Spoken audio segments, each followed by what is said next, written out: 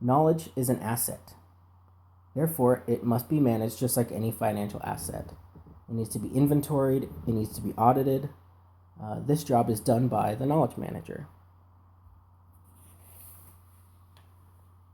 To manage knowledge assets, knowledge managers ask these questions. What do we know? What don't we know?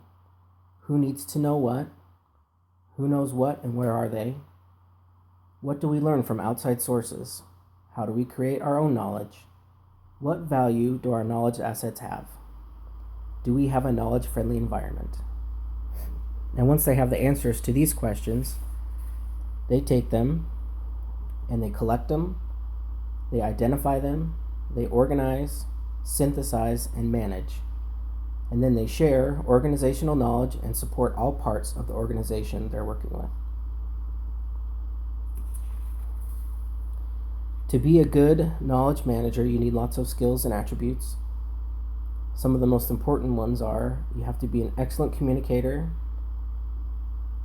you need to be a master organizer, you need to have critical and analytical thinking skills, you need to have the ability to create change, the ability to adapt to change, and the ability to lead and work with all types of people.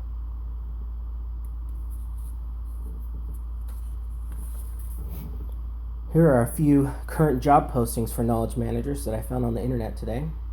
The FDIC, a government institution, they're working with banks, is looking for someone to lead the development, deployment, management, and extension of knowledge management programs within the organization.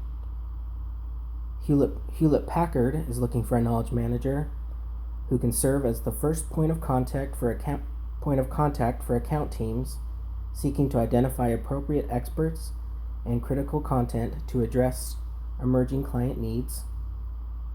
And Johnson & Johnson is looking for a knowledge manager who can establish the framework and develop the tools required to manage Johnson & Johnson knowledge assets. This includes developing standard operating procedures to ensure consistent knowledge management across all units of the business.